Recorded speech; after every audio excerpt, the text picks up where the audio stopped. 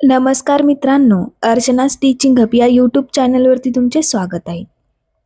जर तुम्ही M S. Set 2026 साठी तयारी करत असाल आणि तुम्हाला कुठून सुरुवात करायची, काय अभ्यास करायचा, परीक्षा पॅटर्न काय आहे, हे सगळं क्लिअर नाही, तर आजचा हा व्हिडिओ तुमच्यासाठी गेम चेंजर ठरणार आहे.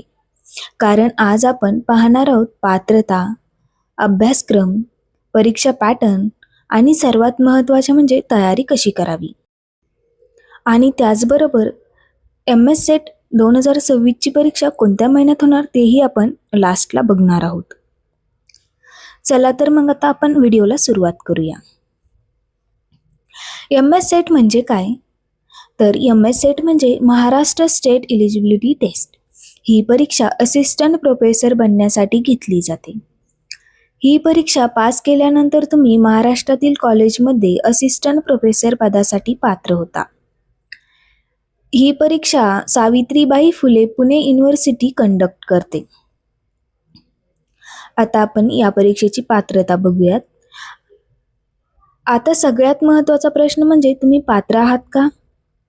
तर उमेदवाराने पोस्ट ग्रॅज्युएशन पूर्ण केलेले असणे आवश्यक आहे व तुम्हाला किमान 55% मार्क्स जनरल कॅटेगरीसाठी आणि रिझर्व्ह कॅटेगरीसाठी 50% मार्क्स असणे गरजेचे आहे. तुम्ही फायनल इयरचे विद्यार्थी देखील अप्लाय करू शकतात. या परीक्षेसाठी एज लिमिट नाही. तुम्ही तुमचे वय कितीही जरी असले तरी तुम्ही ही परीक्षा देऊ शकतात. आता आपण परीक्षा पॅटर्न बघूयात. एम.एस. सेटमध्ये एकूण 2 पेपर्स असतात. पेपर 1 जो जनरल पेपर तो सर्वांसाठी कॉमन असतो. या पेपरमध्ये 50 प्रश्न असतात आणि त्याचे मार्क्स असतात 100.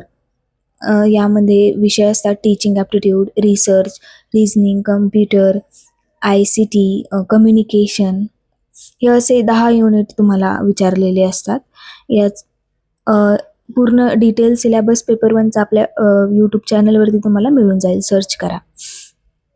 तसेच पेपर 2 तुमचा जो सब्जेक्ट आहे म्हणजे पोस्ट ग्रॅज्युएशनला तुम्ही जो सब्जेक्ट घेतला तो असतो पेपर 2. त्यामध्ये प्रश्न 100 आणि त्याच्यासाठी मार्क्स असतात 200. म्हणजे तुम्ही निवडलेल्या विषयावरच आधारित तुमचा पेपर 2 असतो.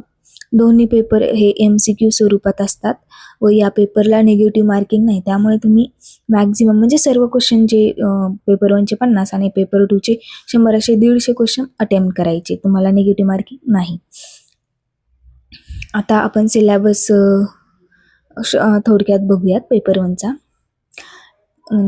जे मेन टॉपिक आहे ना ते बघूयात. म्हणजे जसे की teaching aptitude, research aptitude, communication, logical reasoning, DI, ICT, higher education, environment असे तुम्हाला एकूण 10 युनिट पेपर 1मध्ये विचारले जातात. हा पेपर स्कोरिंग आहे त्यामुळे याला इग्नोर करून चालणार नाही. जास्तीत जास्त मार्क्स घेण्यासाठी तुम्हाला पेपर 1ला स्टडी जास्त करावं लागेल, त्यावरती फोकस करावे लागेल. आणि पेपर 2 तुमचा सब्जेक्टवर आधारित असतो, जसे की economics, history, commerce, political science. Paper 2 आणि पेपर 1 त्याचा सिलेबस हा UGC नेट सिलेबसच फॉलो करतो. म्हणून नेट प्लस सेट तयारी तुम्ही एकत्र करू शकता. थोडीफार लेवल इकडे तिकडे पण सिलेबस सेम असतो. तर तयारी कशी करावी आता आपण हा मोस्ट इम्पॉर्टंट टॉपिक आहे तुमच्यासाठी. स्मार्ट प्लॅनिंग तुम्ही करून याची तयारी करू शकता, जसे की डेली 6 ते 8 तास अभ्यास करणे. पेपर 1 प्लस पेपर 2 बॅलन्स करा. पेपर 1ला इग्नोर नका करू किंवा पेपर 2ला पण इग्नोर करून चालणार नाही. दोन्ही बॅलन्स करा आणि PYQजवरती फोकस करा. म्हणजेच प्रिव्हियस इयर क्वेश्चन्स खूप महत्त्वाचे आहे. त्यामुळे तुम्हाला पॅटर्न समजतो आणि पॅटर्न रिपीट होतो. ऑलमोस्ट 20% क्वेश्चन्स हे रिपीट होतात आणि फिरून फिरून त्याच कन्सेप्ट तुम्हाला विचारले जातात. तसेच शॉर्ट नोट्स बनवा. तुमच्या स्वतःच्या शॉर्ट नोट रिव्हिजनसाठी खूप महत्त्वाचं आहे. ते 1 लायनर्स तयार करून ठेवा. लास्ट वीकला हे जे तुम्ही काढलेले शॉर्ट नोट्स आहेत ते खूप मदत तुम्हाला याची होईल. त्यानंतर mock test, weekly mock test द्या. टाईम मॅनेजमेंट म्हणजे मॉक टेस्ट सोडवल्याने तुमचा टाईम मॅनेजमेंट इम्प्रूव्ह होईल. तसेच आता पेपर आहे जुलैमध्ये, जुलैच्या फर्स्ट वीकमध्ये.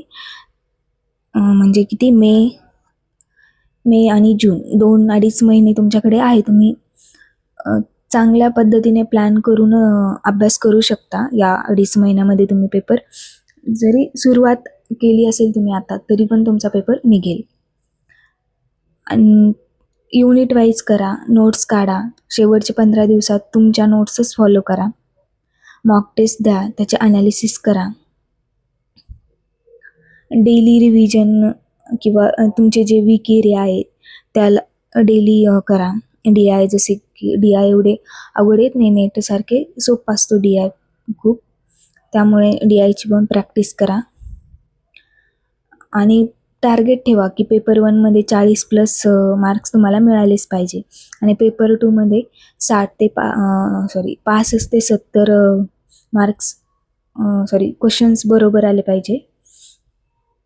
150+ सगळ्या विषयांचा कट ऑफ जातो, कोणतीही कॅटेगरी असली तर. 150 म्हणजे दोन्ही मिळून 150च्या वरतीच मार्क्स तुम्ही घ्या. 150 किंवा 170, 60 असे. त्यामुळे तेव्हाच तुमचा पेपर निघेल.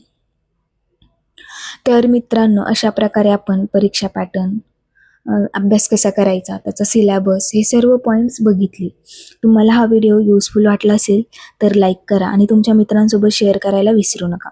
आणि चॅनलवर नवीन असाल तर चॅनलला सबस्क्राईब देखील करा, कारण तुम्हाला इथे आता MS सेटसाठी रोज नवनवीन व्हिडिओ, तसेच नेट, TET, CTET यासाठीही नोट्स, स्ट्रॅटेजीज, बेस्ट गायडन्स देखील मिळेल. अर्चना स्टिचिंग हबसोबत जोडलेले राहा. तोपर्यंत keep learning, keep growing. See you in the next video.